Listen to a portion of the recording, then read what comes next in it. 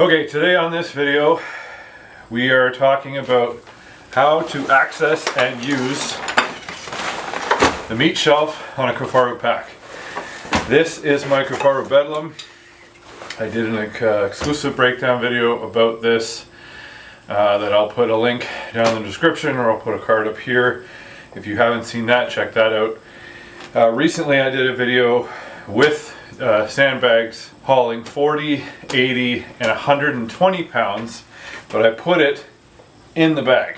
For this video, I'm going to put it on the shelf, show you how to access the shelf, how to secure the bag with your load, and then if there's any kind of difference in feeling between using the meat shelf as opposed to putting the weight directly in the bag. So to do that, I'm going to use the same sandbags I used on my previous video. This is simply play sand you can get at any store that sells replacement sand. These are bags, these are 18 kilogram bags. That translates to 39.6 pounds. For the ease of the math, we're going to call these 40-pound bags.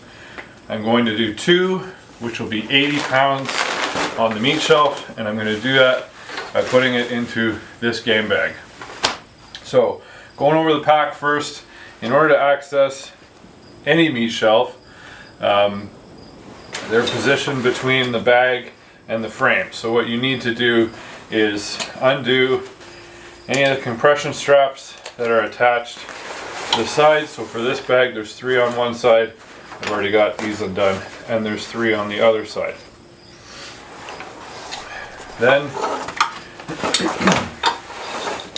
you have to unhook the load lifters from the top of the frame. These are a very simple design. You just push down and they pop open. Slide them out. Same on the other side, just push down and they pop open. Slide it through. This top of the Kifaru bag folds over top, so you're just going to pull this back, get it over one corner and then over the other.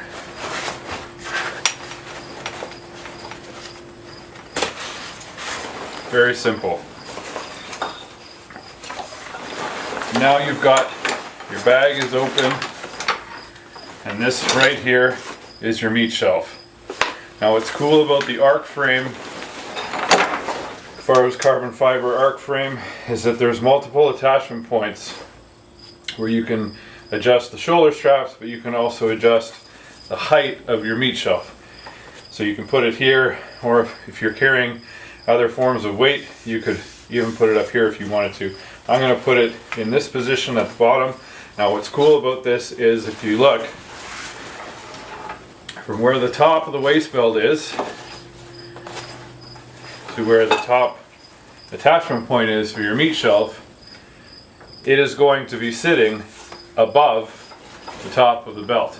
So when I was hauling all that weight in the bag, it would slump to the bottom of the bag, which is below and throughout the waist belt. So there should be a difference, possibly, I would think, in terms of how the weight feels on my back. So there's 3-bar sliders that are on the meat shelf. You're just going to take those, you're going to flip it, slide it through,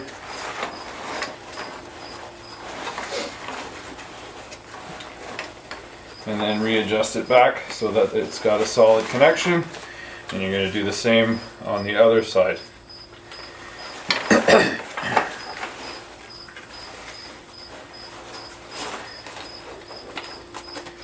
Very simple and easy to do. Now that is completely attached, as you can see there.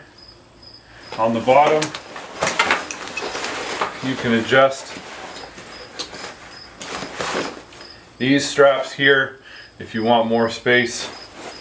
It'll give you a little bit more room depending on your weight, but at the end of the day, depending on the weight that you're hauling, but at the end of the day, you're going to want everything cinched pretty tight so that you have it as tight to the frame as you can. So before we continue with that, we'll get the sandbags into the game bag.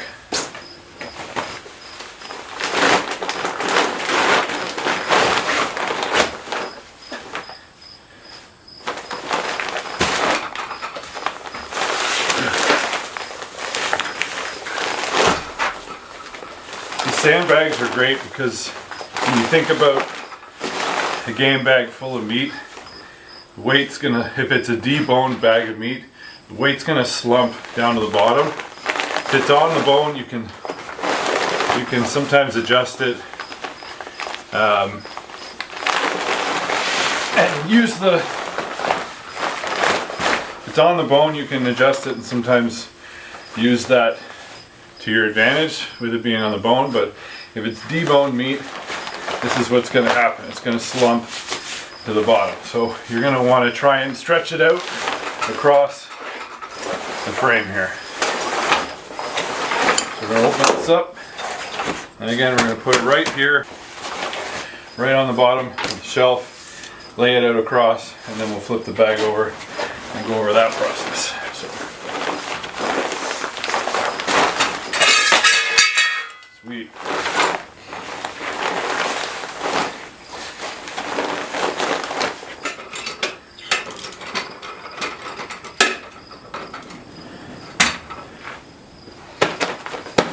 So you got your weight on your frame. You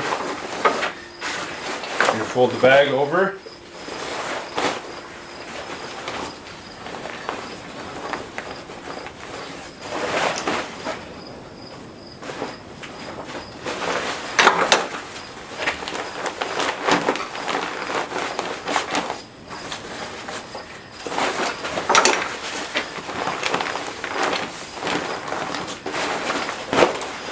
Like that. Then you're going to want to attach your compression straps on the side back to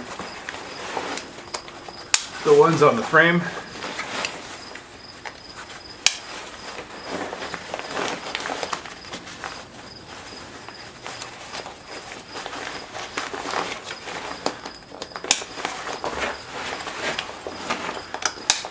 And the same on the other side.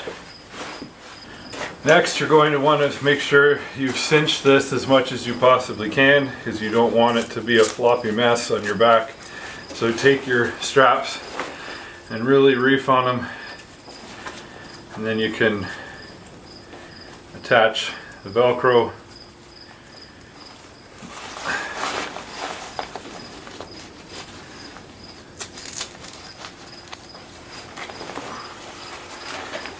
These have got the auto locking buckles on there, so that's a great feature.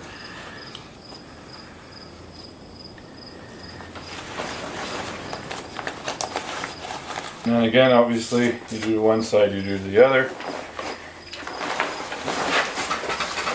Now, clearly, you can't attach the top of the bag around this weight. So you're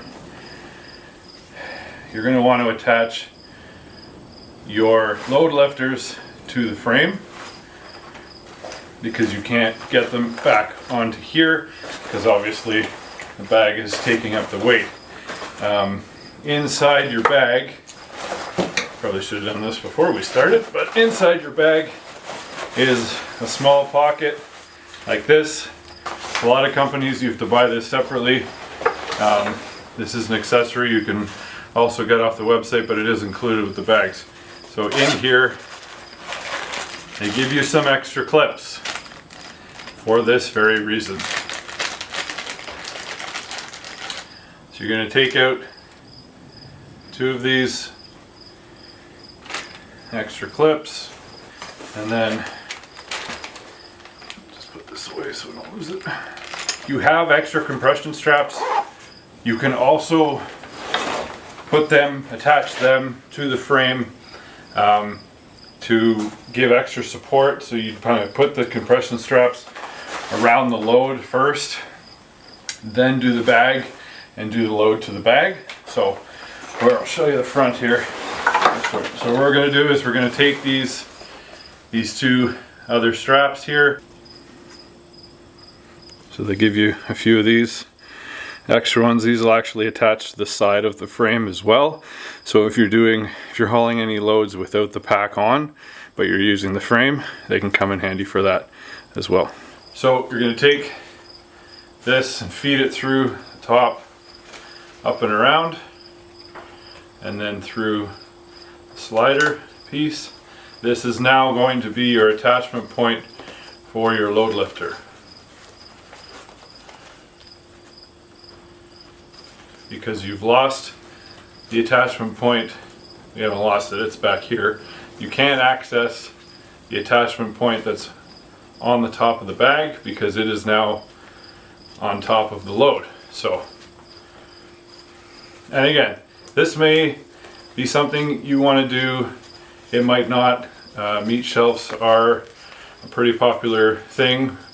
They are included in most hunting bags, not all, but most. So again, you're just going to run the material through the clip. There you go. That's one. And then you do the same on the other side. And again, meat shelves, like I said, they're popular. Most hunting packs have them, but don't just think of them as a meat shelf, because they can be used for hauling other things, like a tree stand, or like a pack of feed. If you're going into bait an area, you can throw a 50-pound bag of whatever feed you're bringing in and use the shelf for that as well. Or you can put it right in the bag. So these clips are very simple. Voila, that's done. I'll close up here.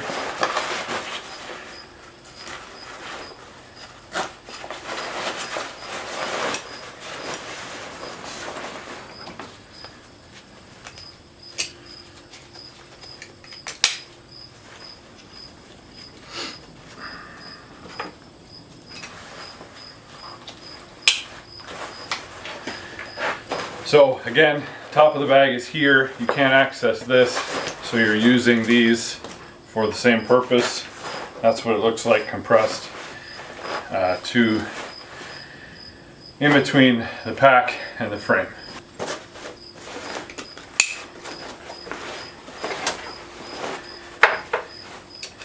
Another thing you can do is cinch these bottom ones down. This helps to keep a closer connection to the bag to the weight, which is then attached to the frame. So, however you can make this as tight knit to your body as possible. You don't want it flopping around. You don't want it falling back, causing you to go off kilter.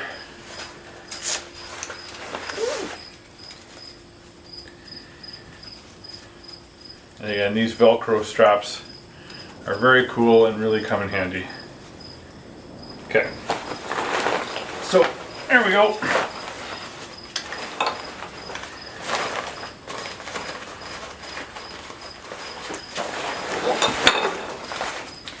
And again, it's also important, as I've said previously, no matter what bag you're using, make sure you fit these to yourself before you try anything like hauling any kind of weight. You really want to make sure that it's fitted properly for you and will work the best on your body.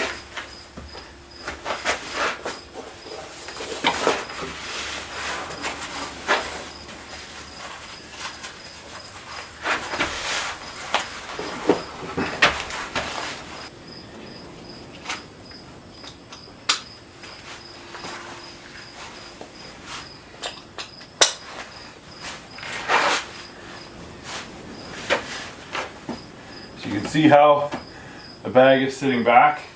This is how important it is to adjust your load lifters. That's now pulled the weight up forward. Again, you don't want to reef on them to the point where the weight is sitting like you're forcing the frame forward, but you don't want the weight sitting back here. You really want it to be upright, which this is good here. And again, that lumbar pad is now compressing, which feels really good. And then this is the thickest belt I've ever seen on a bag. And it really makes a difference. It really hugs your hips, squeezes everything in. So let's go for a little bit of a walk and see how we feel. This already feels a little bit better than it did with the 80 pounds in the bag itself, because I can feel it all up above the belt. Let's go, shall we?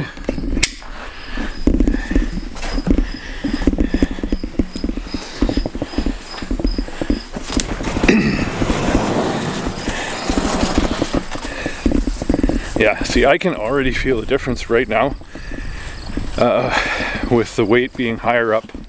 Again, it's above the belt, it's above the lumbar pad, and it's a lot easier to move around with the weight in the position that it's in. This is awesome. I could do this all day. I say that, but it's kind of night and day different from how it was in the bag. Again, broken record, but the bag with the weight in the bag, as I did on the previous video, it causes the game bag to slump down to the bottom, which is more weight lower in a lower position, which puts more weight on the lower part of your back. When it's on the meat shelf already starts at the lowest position to be at the top of the belt, and it's at the top of the lumbar pad. So that's amazing. And you can really tell a difference. The shoulder straps, this is a higher density foam on the shoulder straps and on the belt and on the lumbar pad, and I don't feel any kind of pain in my shoulder straps right now. I realize I just got started, but this is incredible.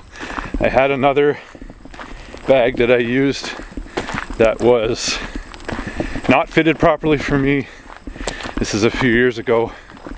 I was carrying 50 pounds and my shoulders hurt for 2 days after that. With this, I don't even feel, obviously you feel the weight, but it's not to the point where it's like, oh my god, this is uncomfortable, I'm hauling 80 pounds on my back. This feels very easy to do in terms of, I'm not feeling any kind of stress, really anywhere.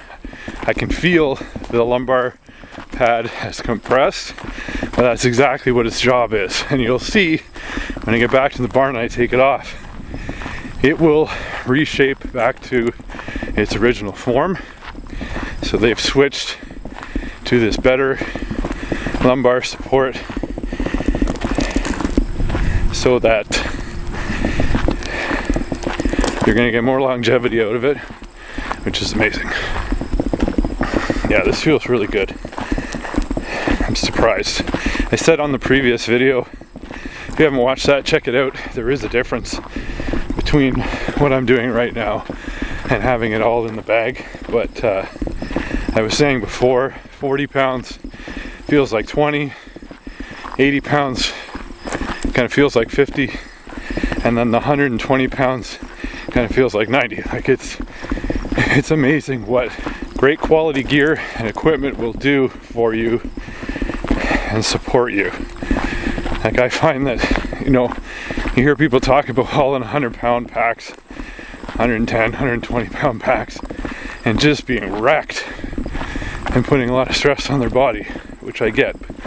But if you're going to be out there and you're going to be hunting, you're going to want to be able to haul as much weight safely as you can. And if you use the right equipment that fits you, you're going to do all right. And this pack, so far, out of every pack I've ever tested, is hitting the ball out of the park.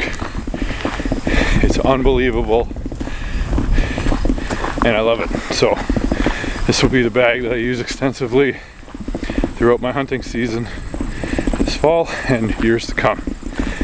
So again, feels great, lots of support. You can really feel the weight above the belt, which is super important.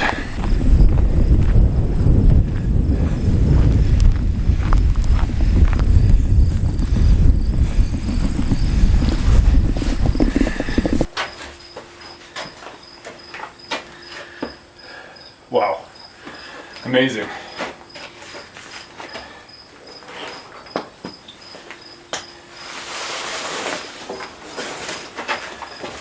That was incredible. And you'll see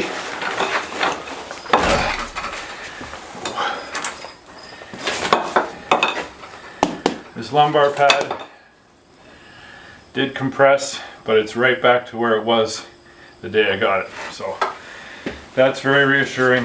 Obviously, yes, it's a new pack. It's going to last. This thick pad makes a huge difference. Probably the biggest pad, it's the biggest lumbar pad and the thickest waist belt I've ever seen on a pack on the market, and there's a reason for that. Support when you need it, when you're hauling crazy weight, when you're hauling a heavy pack, you want something that's going to be comfortable and help you go the distance and get to where you're going safely and not injuring yourself. So there we have it. So again, taking your load out when you get back to the cooler or back to the truck or wherever you're going. Very simply, just undo the straps and you're there. Take your load out.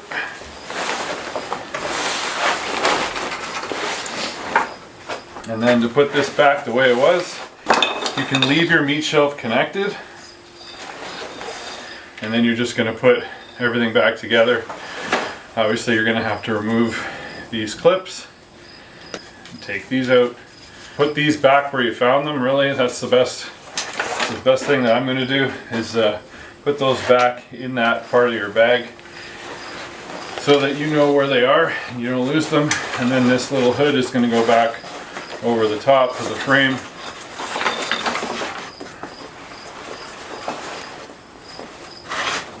There you go. So you may need to compress. It does have a little bit of give to it. You can compress it a little bit to get that hood over the top. It is a tight, secure fit, which is good. That's what you want. And then you're just going to take your load lifters. Here we've got 4 positions. I put mine in the top because I'm a tall guy. I'm 6'2", so I want that increased angle for the load lifters when I'm hauling weight.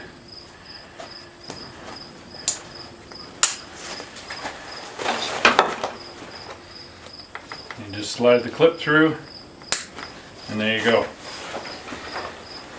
Attach the side points, attach your compression straps,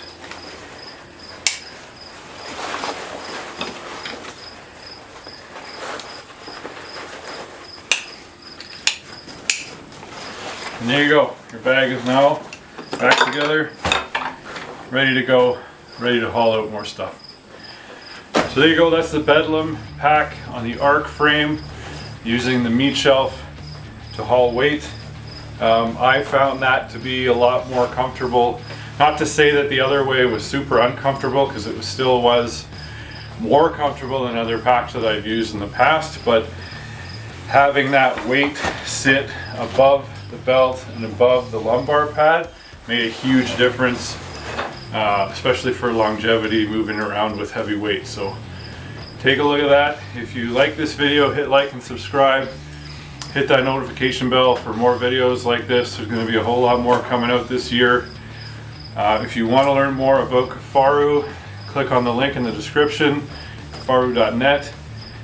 Check out the Bedlam, check out the Manimal, check out the Hoodlum, all the other different expedition style packs that are there. Or if you're looking for an EDC pack like the Checkpoint, or maybe something like the Shape Charge, check out those, or the Striker XL. There's tons of things on the website to suit your needs. There's also a lot of other products like the Field Quiver, the Bino harness, the Hydro harness, things like that. Check all those things out. You can't go wrong with Kifaru gear. This is 100% made in the United States. Every pocket, every piece of fabric, every zipper, every clip, everything is made in the US. They have a lifetime guarantee. They stand by their products and they will support you if you have any problems. So again, thanks for watching and we'll see you on the next one.